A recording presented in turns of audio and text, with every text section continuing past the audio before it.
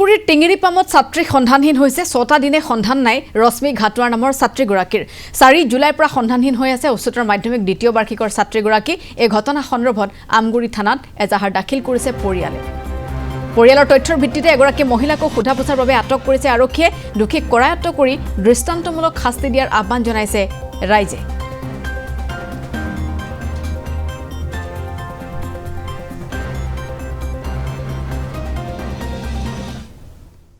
যোৱা শুকুৰবাৰৰ পৰা ছোৱালীজনী নাই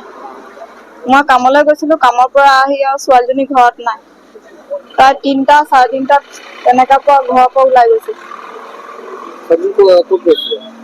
নাই কোৱা ক'ত গৈছোঁ মই কামৰ পৰা আহি চালোঁ ঘৰত নাই তাৰপিছত মোৰ গাটো ভাল নাছিলে বিচনাত শুই দিলোঁ শুই দিয়াত মই ভাবিলোঁ তাই আহিব ওচৰে পাজৰে আছে ক'ৰবাত তাৰপিছৰ পৰা আৰু তাই অহাই নাই বিচাৰিও গ'লোঁ তেতিয়ালৈকেতো কাৰো পৰা সন্দেহ হোৱা নাই আমি বিচাৰি গৈছিলোঁ তেতিয়া মানে ফোনৰ ওপৰত ফোন আহি আছে নাই আমুক জেগাত আছে তামুক জেগাত আছে তেনেকুৱা মানে ভুৱা মাৰিছে তাৰপিছত শিৱসাগৰ দলমুখ চাৰিআলি আছে ক'লে মানুহখিনিক লৈ পিনে গ'লোঁ গোটেই বিচাৰিলোঁ ওচৰে পাজৰে নাই বাইদেউজনীক ফোন লগালোঁ বাইদেউজনী ক'লে তাতে মই এৰি থৈ আহিলোঁ বুলি তাৰপিছৰ পৰা আৰু নাই বাইদেউগৰাকী নৌমাটি তাৰপিছত সেইদিনাখন ক'লে বালিঘাটৰ পৰা ছোৱালীজনী গাড়ীত তুলি দিছোঁ তাই মোক ফোন নাম্বাৰটো দিলে মই বোলে গাড়ীত উঠাই দিছোঁ দেই বোলে ঘৰলৈ গৈছে গালি চালি নাপাৰিব আপোনালোকে এনেকৈ ক'লে তুলি দিলোঁ টেম্পুত তুলি দিলোঁ তোমালোকে বোলে মেজেঙাত থাকা বোলে গালি চালি নাপাৰিবা দেই এনেকৈ ক'লে আৰু তেওঁলোকে আমগুৰি থানাত এজাহাৰ দাখিল কৰিলে কিন্তু আমগুৰি থানাই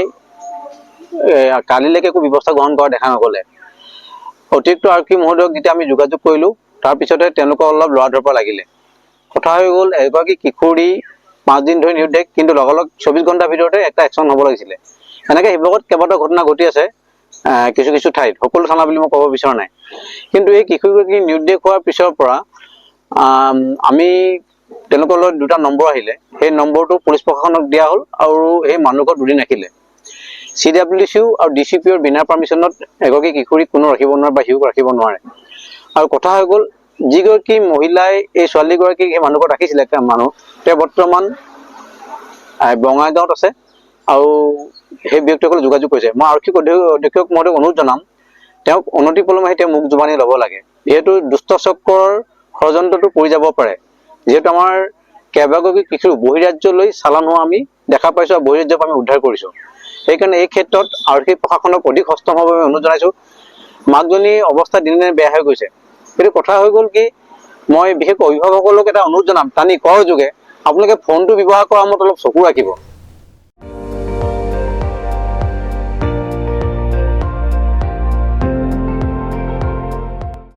আপুনি চাই আছে ND24 সৰ্বশ্ৰেষ্ঠ নহয় সৰ্বোত্তমৰ দৌৰ